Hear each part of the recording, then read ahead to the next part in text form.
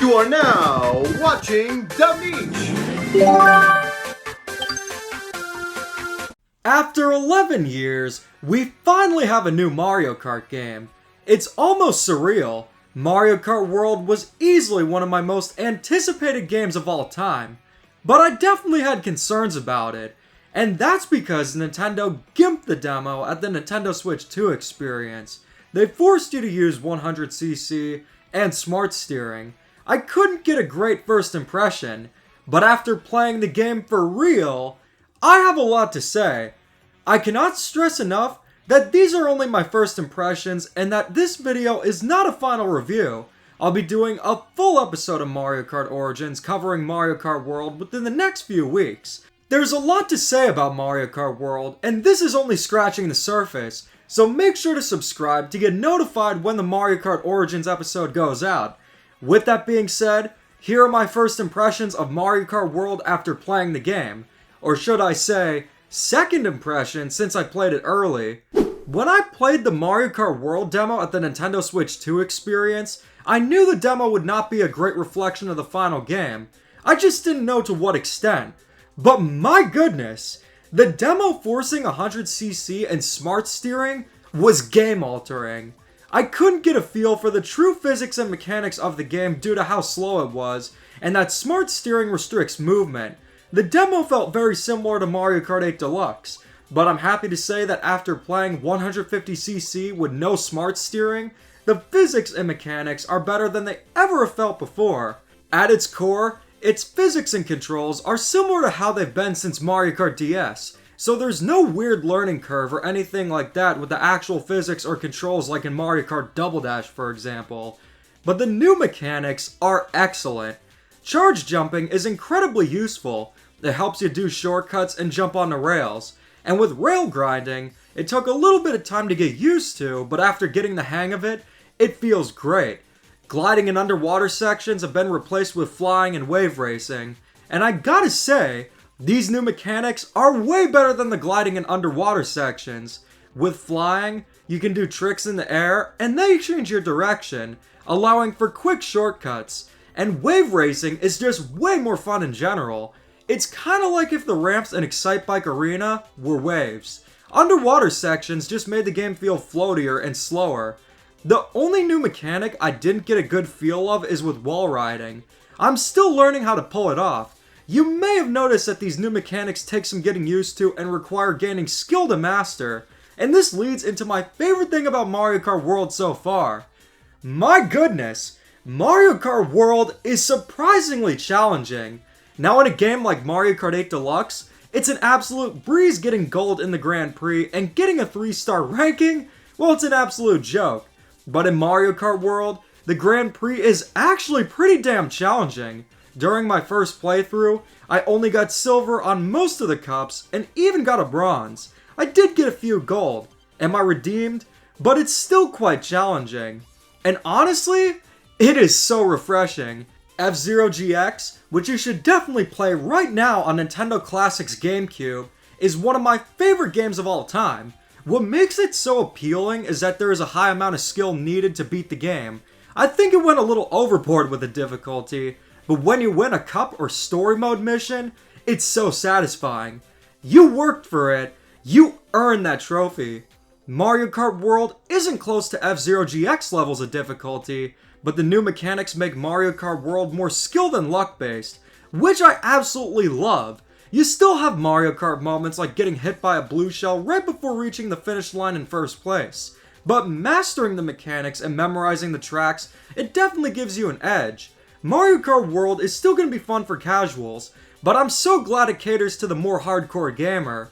Another aspect that the demo didn't really leave a great first impression of were the graphics. Maybe it was the type of TVs and size of the TVs that they used at the event, but they did not do Mario Kart World justice, because this game looks wonderful!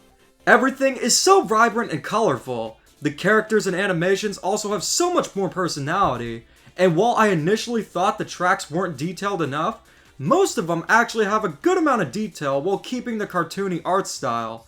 And I know why now. When I played the demo, it was primarily in split screen, and the only time it wasn't was in Knockout Tour, so I didn't get the full picture of how good the graphics were until now. I'm not sure whether it's 1440p, upscaled to 4K, or just 1440p, but it looks amazing. And the music! What can I say?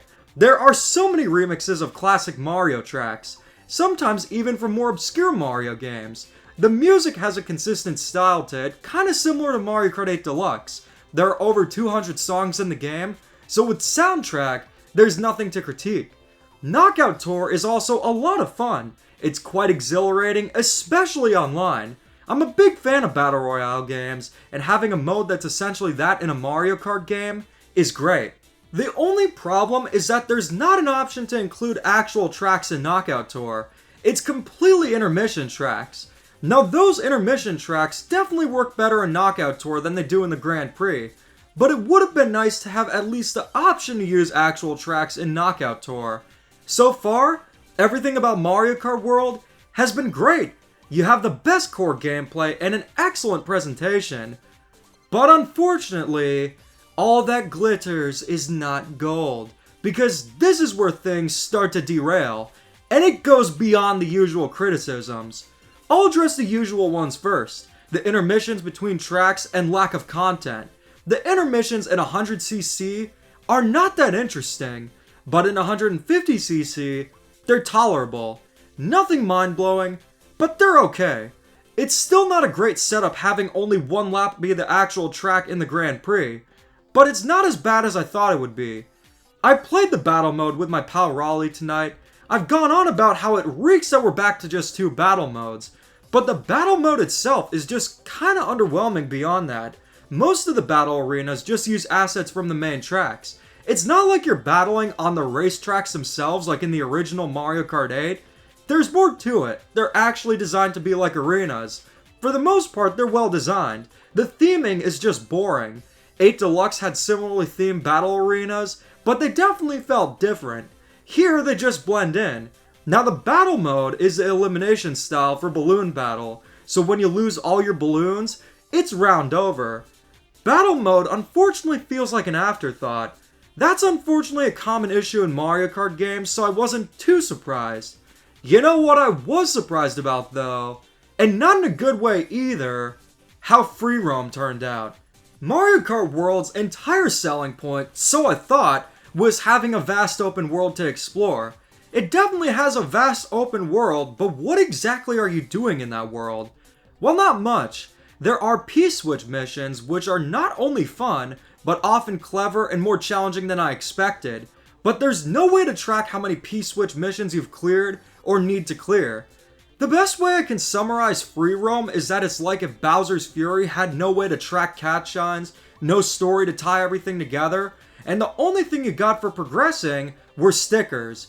You didn't get any of the giant super bells or anything like that. You had no idea of what your actual progression was. You just got stickers. And that's another thing.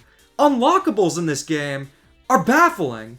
You have this vast open world and all you unlock are stickers for your cart. That's all cool. We love stickers in Mario games. They always go so well together. But that's all you unlock in free roam. You know what would have made perfect sense? Unlocking the NPC drivers in free roam.